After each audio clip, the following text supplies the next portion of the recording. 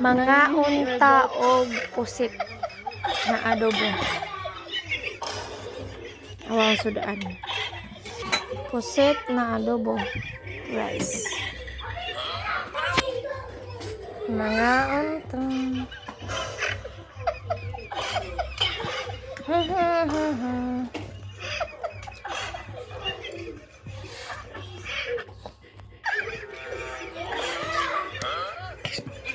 Sabaw sa pusit na adobo. Ako'y nagluto. Itangan pa na ako. Grabe kalami. Grabe kalami. Mga artistang may Tay, pagkaon na tay! na engagement ring. Number 1, Tony Gonzaga, Mana?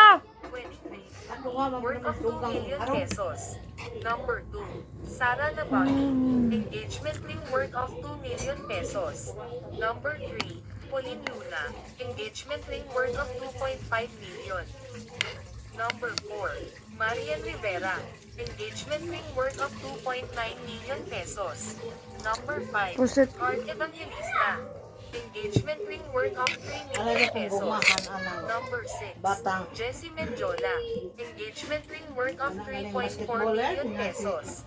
Number 7, Maxine Magalona, engagement ring Binti worth paras? of 3.2 million Bata, pesos. hindi para sa nang ikaduha, na po yung umahang kaye, karel, o 26 sana. million pesos. Number 9, Ay de las Alas, engagement ring worth of 2.1 million pesos. Number 10, Adobong pusit na hayang. ring worth of 6 million pesos. Kaya yung mga nang ikaduha. Mga artistang may super Rakrag hayang. Dami ba yung kaong kahayang. Hindi man kadyo, pero man.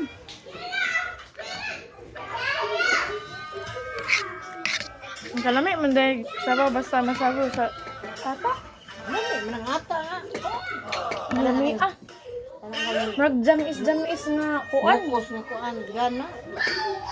Ang kalami, natural bitaw.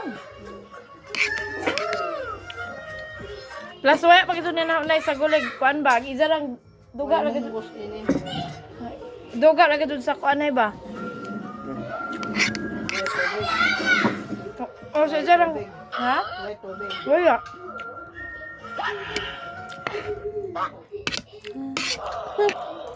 Ara. Ara. Pugod nga. Wala kang bugyawa. Ganina na po diri. I love. Huwag ka kayo balo. Mga agra ba na yung tambal ka ron?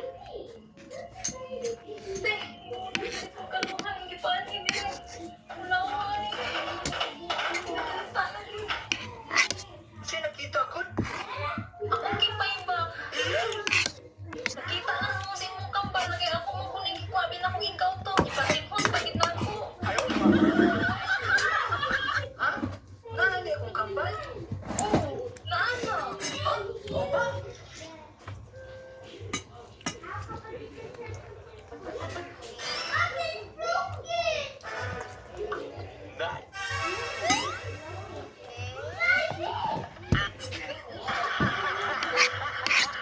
Tay sabaw tay, dili man say kinahayang eh.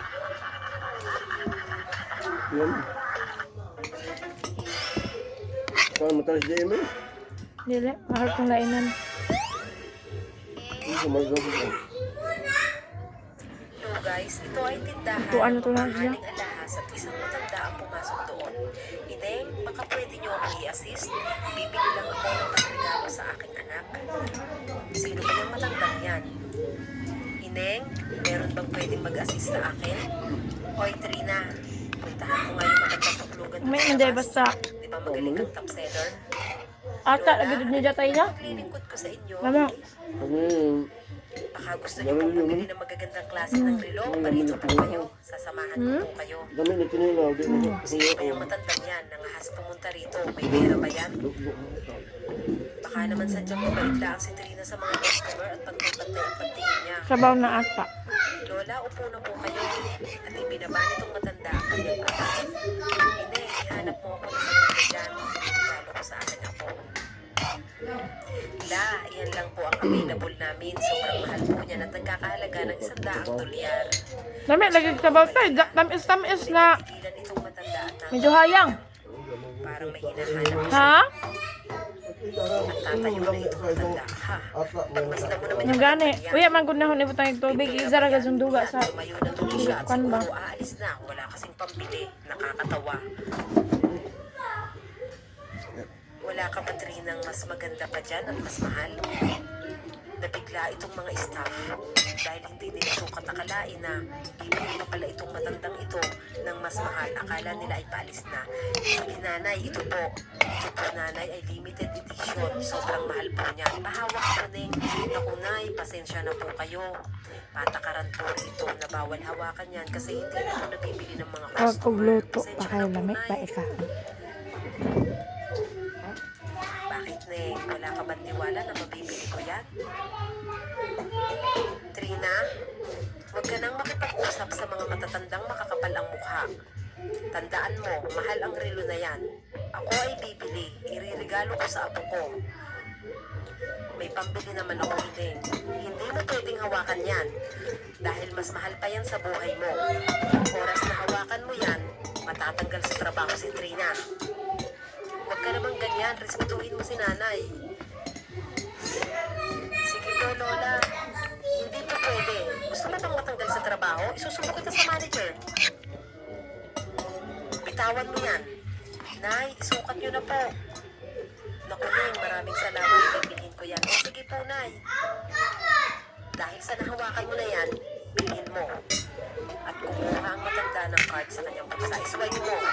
Nabigla itong sales lady at natameme. Dahil may card pala to. Ngunit natawa siya. Ha ha ha. Tanda, ₱100 lamang ang laman ng card mo. Hindi mo ba naiintindihan yon? Nagkatinginan si Trina. Yan, tapon mo na yung card na yan. Saglit lang, bibilhin pa rin daw ni nanay. Nay, ito na po ang card niyo. Wala po palang laman. Naku, Neng, pasensya ka na. Trina, kanina ka pa dyan ah. Marami pang customer sa labas. Wait lang po sir, kasi po, bibili na lang po ni nanay. Saglit lang po. Nay, parito ka po. Pasensya ka na anak ha. At ako ay nagkamali. Nagkamali ako ng kuha sa card. Teka, tatawag ako sa anak ko. Hihingi ako ng padala. Sige po nay, okay lang po yun. Wait lang ha. Hihingi ako ng 14 million para mabili ko yung regalo ko sa aking apo. At may dumating na sobrang yamang mag-asawa. Sino yung matanda na yan ha? Kinakausap mo. Inalong. Nakatingin sila sa matanda. Siya yung bibili ng mamahaling relo. Huwag kang maniwala dyan. May bibili ba yung matandang yan?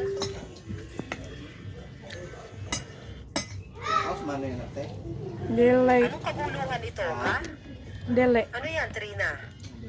Ah, Rose, ikaw pala yan. Pasensya ka na. Hindi ko po alam. May nagustuhan akong relo. Bawiin mo kay tanda. O, sige, sige. Trina, yung relo, ibigay mo. Pero sir, nabili na po niya. Ako ang bumili nun. Huwag kang makialam dito, tanda, ha? Ganun ba? Yan ang napapala mo. Hindi ka marunong sumunod sa patakaran. Sinabi ko, bawiin mo. Parito ka nga, lumabas ka, lumabas ka. Yan guys, pinapalabas nila ito. Ngunit dumating ang CEO. At nakita niya ang asal ng kanyang mga aplikante. Bantagan kung may ugma Pasensya ka na. Hindi kami kumukulat Pasensya na mo. po kayo sa nangyari ha. Kasi yung relo, bilhin para irigalo. Kaya? Kaya ko ka. Pasensya na ka na po, boss. Lola, ngunit nakatingin lang itong CEO. Ha?